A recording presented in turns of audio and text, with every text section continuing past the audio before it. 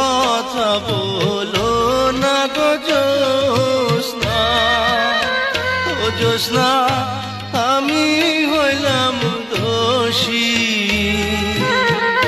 সুখের আশা দিয়া গো তোমায় করলাম বনবাসী গো জ্যোৎস্না, করলাম বনবাসী।